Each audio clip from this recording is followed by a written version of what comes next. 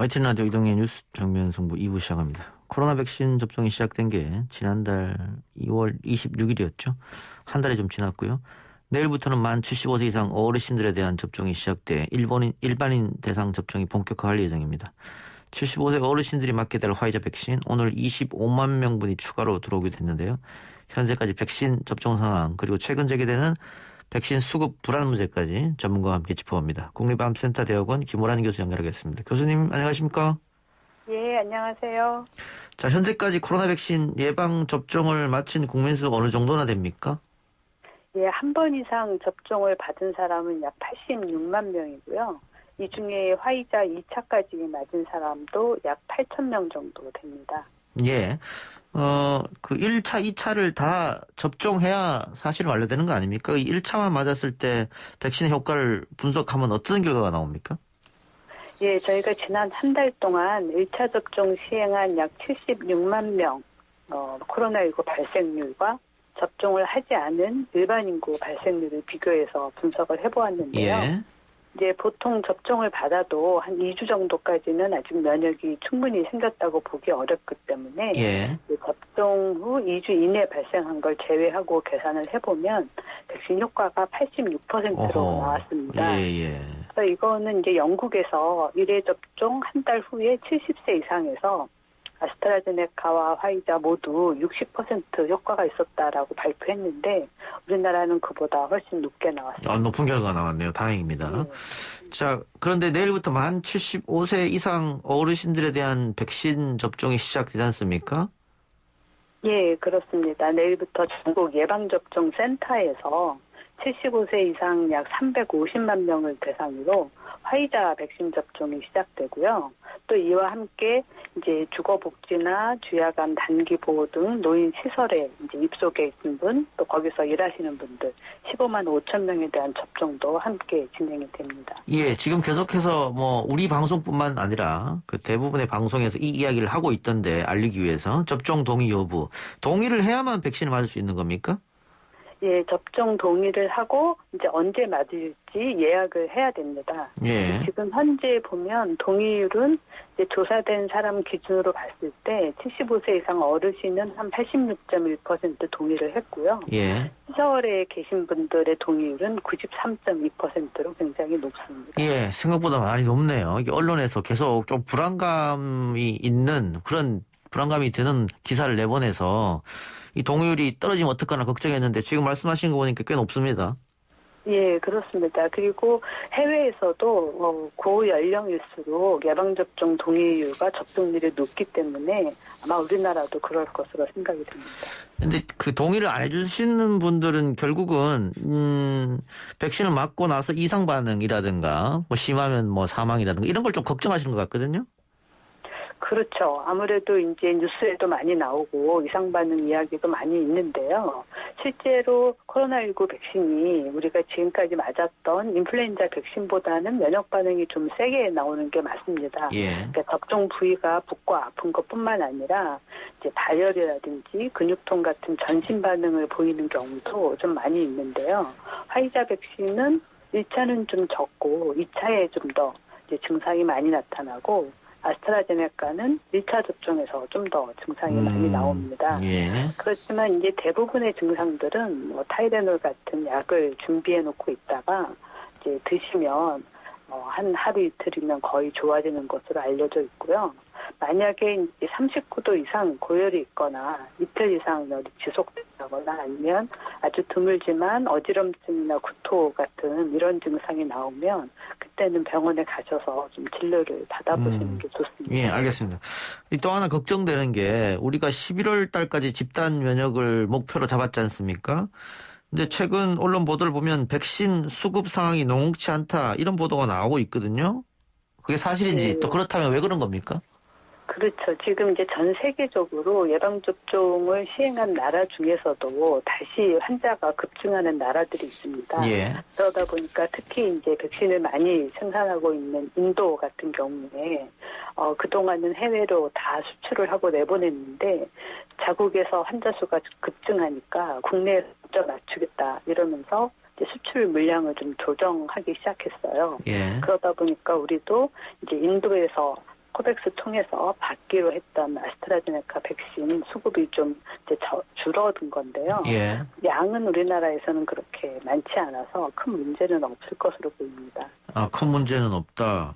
그러면 즉시 접종에 문제가 생기고 이러진 않겠네요? 예, 그렇습니다. 일단 2분기까지 계획된 부분에서는 큰 문제가 없을 것 같고요. 예. 사실은 2분기 때 이제 아스트라제네카나 화이자 말고 노바백스나 모더나 얀센도 이제 받게 되면 지금 계획하고 있는 1,200만 명 말고 더 추가로 속도를 낼 수 있지 않을까 기대를 했었는데 예. 그거는 좀 앞으로 상황을 더 봐야 될 것 같습니다. 예. 지금까지 맞으셨던 분들은 대부분 1차 접종하신 분들이고 아직 2차 접종까지는 이루어지지 않았으니까 그러면 2차 접종 예정돼 있는 분들이 날짜가 좀 딜레이 되는 거 아닙니까? 조금 이렇게 늦어지게 되면 그건 어떻게 보세요?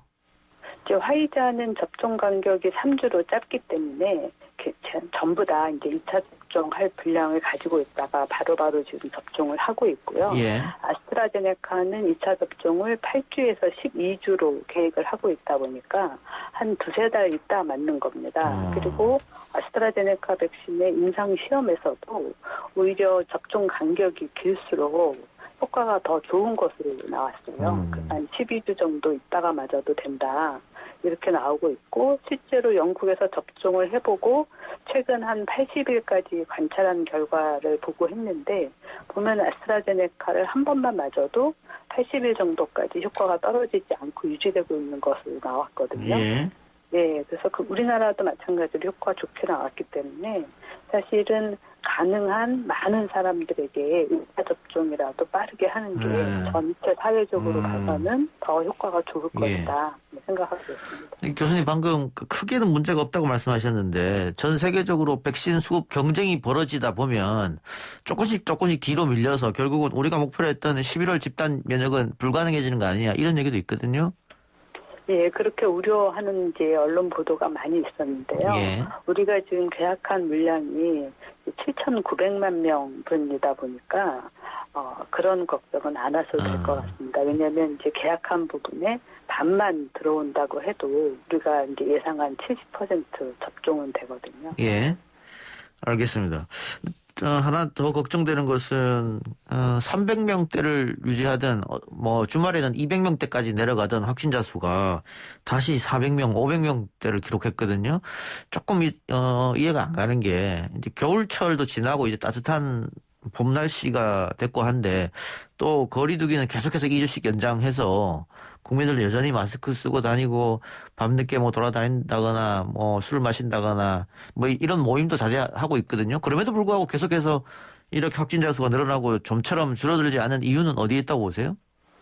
예, 우리가 그동안 겨울 유행에서 나타났던 요양병원 요양원의 집단 감염은 많이 줄어들었습니다. 예. 그 노인 환자 이제 비중도 많이 줄었고요. 그런데 아무래도 그 사이에 2.5단계에서 2단계로 낮추고 영업시간도 10시로 늘리고 또 이제 어린이집이라든지 이제 보육시설 같은 데도 다 문을 열고 이러다 보니까 학교나 이제 유아 보육시설에서도 확진자가 나오고 있고 또 유흥시설이나 실내 체육시설 이런 데서도 확진자가 지금 계속 조금씩 나오고 있습니다. 예. 그래서 아무래도 경각심도 좀 떨어진 것도 있고 또 일상생활이 어느 정도 회복이 되다 보니까 그런 데서 나오고 있는 것이 지금 제일 큰 문제고 좀 더 이제 더 강력하게 사회적 거리두기로 올리기는 어렵기 때문에 검사를 좀 더 많이 하는 방안을 찾아야 될 것 같습니다.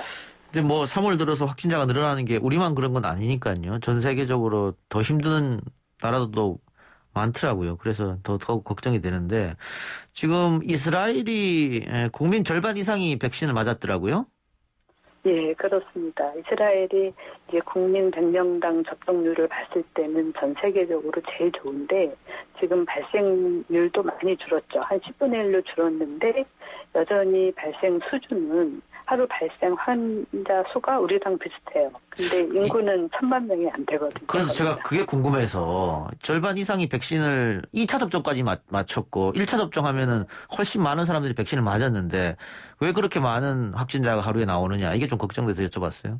예, 지금 지금 이 유행은 예방접종만으로 완전히 통제하기는 어렵습니다. 방역수칙가 같이 가야 되는데, 이제 예방접종이 진행되다 보면 아무래도 그동안 이제 억눌려 왔던 이제 그 락다운도 풀게 되고, 행동도 이제 좀 더 하게 되고, 마스크도 벗게 되고, 이렇게 하다 보니까 또 다시 환자가 늘어나는 것 같습니다. 예. 일단 환자는 늘어나지만 이스라엘 같은 경우에는 사망자가 급격히 줄어들었네요. 역시 이것은 그렇죠. 접종 덕이라고 봐야겠죠. 환자는 많이 줄어들었거든요. 알겠습니다. 우리도 많은 국민들이 하루빨리 백신 접종을 좀 2차까지 다 마쳤으면 하는 바람이네요. 교수님 오늘 말씀 고맙습니다. 예, 감사합니다. 지금까지 국립암센터 대학원 김호란 교수였습니다.